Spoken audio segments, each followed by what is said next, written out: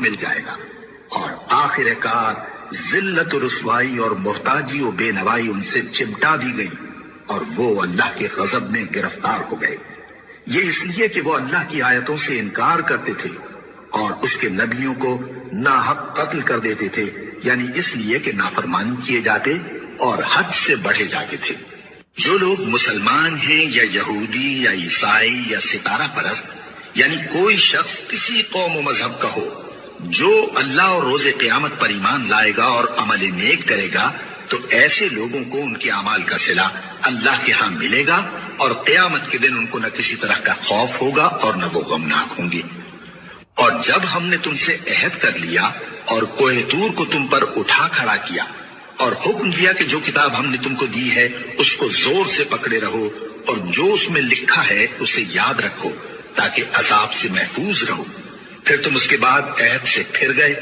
سو اگر تم پر اللہ کا فضل اور اس کی مہربانی نہ ہوتی تو تم خسارے میں پڑ گئے ہوتے۔ اور تم ان لوگوں کو خوب جانتے ہو جو تم میں سے ہفتے کے دن مچھلی کا شکار کرنے میں حد سے تجاوز کر گئے تھے،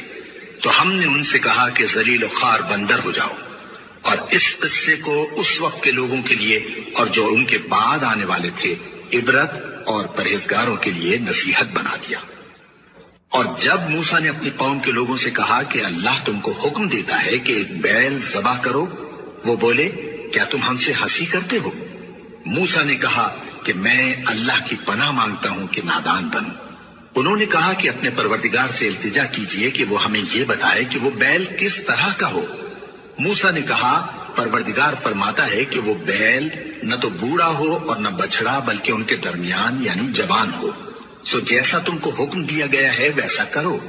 انہوں نے کہا اپنے پروردگار سے درخواست کیجئے کہ ہم کو یہ بھی بتا دے کہ اس کا رنگ کیسا ہو۔ موسیٰ نے کہا پروردگار فرماتا ہے کہ اس کا رنگ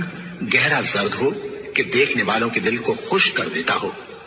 انہوں نے کہا اب کے پروردگار سے پھر درخواست کیجئے کہ ہم کو بتا دے کہ وہ اور کس کس طرح کا ہو، کیونکہ بہت سے بیل ہمیں ایک دوسرے کے مشابہ معلوم ہوتے ہیں، اور اللہ نے چاہا تو ہمیں ٹھیک بات معلوم ہو جائے گی۔ موسیٰ نے کہا کہ اللہ فرماتا ہے کہ وہ بیل کام میں لگا ہوا نہ ہو، نہ تو زمین جوتتا ہو اور نہ کھیتی کو پانی دیتا ہو، بے عیب ہو، اس میں کسی طرح کا داغ نہ ہو۔